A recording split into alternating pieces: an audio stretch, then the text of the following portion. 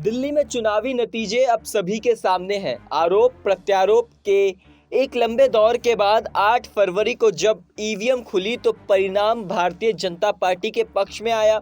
वहीं भारतीय जनता पार्टी जो केंद्र में अभी काबिज है, दिल्ली में बीजेपी का वनवास खत्म हुआ है और अरविंद केजरीवाल पहली बार विपक्ष में बैठने जा रहे हैं। हालांकि खुद केजरीवाल सदन में विपक्ष के खेमे में नहीं बैठ पाएंगे, क्योंकि नई दिल्ली सीट पर उन्हें हार का सामना करना पड़ा। न सिर्फ केजरीवाल बल्कि आम आदमी पार्टी के सभी खास लोग हार गए। क्या मनीष सिसोदिया, क्या सौरभ भारद्वाज, सभी को हार मिली। बड़े नेताओं में एकमात्र आतिशी ही वो नाम है जो कालका जी से अपनी सीट बचाने में कामयाब हुई। बीजेपी की जीत से ज़्यादा चर्चे केजरीवाल की हार के हैं।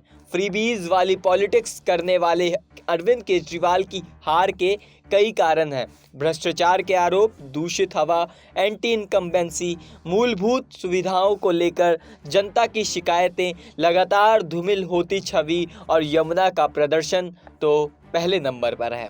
राजनीतिक जानकारों का मानना है कि केजरीवाल की इस हार की प्रमुख वजह में से एक यमुना नदी की बढ़ती गंदगी और प्रदूषण भी रहा। अरविंद केजरीवाल की सरकार ने यमुना को स्वच्छ बनाने को लेकर कई वादे किए थे, लेकिन वो वादे अधूरे ही रह गए। अरविंद केजरीवाल ने 2021 में वादा किया था कि 2025 तक यमुना को पूरी तरह साफ कर दिया जाएगा। उन्होंने कहा था कि उनकी सरकार कई योजनाओं पर काम कर रही है, जिनमें सीवेज ट्रीटमेंट प्लांट अपग्रेडेशन, नालों का ट्रीटमेंट और औद्योगिक कचरे पर नियंत्रण शामिल है। उन्होंने तो यहाँ तक दावा किया था कि 2025 के बाद आप यमुना में डुबकी लगा सकेंगे, लेकिन अब तक जमीनी हालत में बहुत अधिक सुधार नहीं दिखा है। इस बार के चुनाव में विपक्ष ने इस मुद्दे को जोर शोर से उठाया और इसी से केजरीवाल सरकार की विफलता के रूप में पेश किया। लोगों ने इस मुद्दे को गंभीरता से लिया, खासकर पूर्वांचल के वो मतदाता जिन्हें छठ के दौरान जहरीले झाग वाले पानी में उतरना पड़ता है। केजरीवाल का तर्क था कि कोविड के चलते वो 2 साल यमुना की सफाई को लेकर कोई काम नहीं कर पाए। उसके बाद वो और उनकी पार्टी के नेता चले गए, जिसके चलते सरकार यमुना पर ध्यान नहीं दे पाई। ये तर्क दिल्ली वालों को रास नहीं आया। हालिया चुनाव में जब यमुना का मुद्दा उठा तो केजरीवाल ने पड़ोसी राज्य हरियाणा पर यमुना में अमोनिया मिलाने का आरोप लगा दिया, जैसे वो पराली और प्रदूषण के मुद्दे पर करते आए हैं। न सिर्फ भारतीय जनता पार्टी बल्कि कांग्रेस ने भी यमुना की गंदगी को बड़े चुनावी मुद्दे के रूप में उठाया। प्रधानमंत्री नरेंद्र मोदी और अन्य भाजपा के कई नेता ने रैलियों में दिल्ली सरकार की नाकामी पर सवाल उठाए। सोशल मीडिया पर भी यमुना की गंदगी से जुड़े कई वीडियो वायरल हुए, जिससे मतदाताओं में नाराजगी बढ़ी। दिल्ली की जनता, खासकर पूर्वी दिल्ली, ओखला और यमुना किनारे बसे क्षेत्रों में निवासी ने आम आदमी पार्टी सरकार से सवाल किए। जब सरकार संतोषजनक जवाब नहीं दे पाई तो यह नाराजगी वोटों में बदल गई। लिहाजा आम आदमी पार्टी को चुनावों में बड़ा झटका लगा और पार्टी अपने मजबूत गढ़ों में पिछड़ गई। बीजेपी मुख्यालय में पीएम मोदी के नारे के साथ ही यह साफ हो गया कि अगले 5 साल तक यमुना की सफाई का मुद्दा सियासी दलों के बीच आरोप प्रत्यारोप का विषय बनने वाला है, क्योंकि चुनाव प्रचार के दौरान तीनों की प्रमुख दलों के बीच यमुना की सफाई का मुद्दा छाया रहा था। यह देखना दिलचस्प होगा कि जीत के बाद बीजेपी लंबे वक्त से दिल्ली में सियासी चर्चा का विषय बनी यमुना की सफाई के लिए क्या कदम उठाती है। बीजेपी ने अपने घोषणा पत्र में भी यमुना के लिए अलग फंड और नदी की सफाई का वादा किया था। केंद्रीय गृह मंत्री अमित शाह ने कहा था कि केंद्र के सहयोग से बीजेपी साबरमती रिवर फ्रंट की तरह दिल्ली में भी यमुना रिवर फ्रंट बनाने का काम करेगी।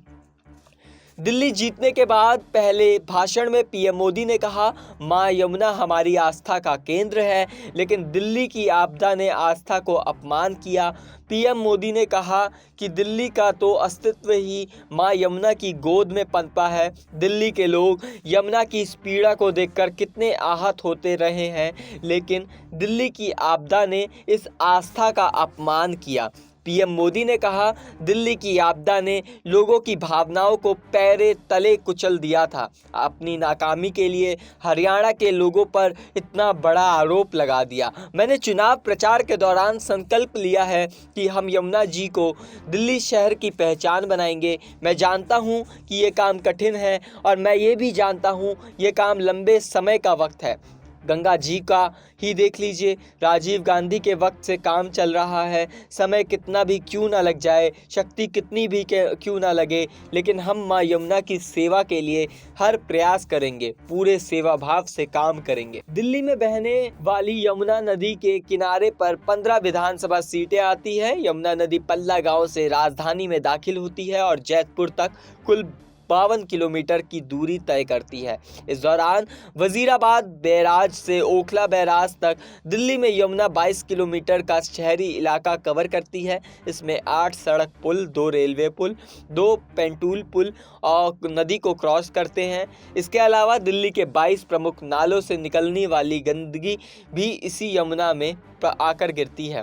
यमुना किनारे बसी 15 सीटों में इस बार बीजेपी ने 9 और आप ने 6 सीटें जीती हैं। यमुना को लेकर बहुत पुरानी बात करने की जरूरत नहीं है। साल 2020 से साल 2024 तक में नदी को इतना प्रदूषित किया गया है, यह बीते 20 साल की वृद्धि के बराबर है। फेकल कॉलीफॉर्म के स्तर पिछले 4 वर्षों में सबसे अधिक है। प्रदूषण पानी में मलमूत्र मिलने से होता है। इससे स्पष्ट है कि नदी में अनट्रीटेड सीवेज गिर रहा है। पानी में फोकल कॉलीफॉर्म का स्तर प्रति 100 मिलीलीटर 500 सर्वाधिक संबंधित संख्या होना चाहिए। इसका स्तर 2500 एमपीएन पहुंचने पर यह उपयोग लायक नहीं बचता है।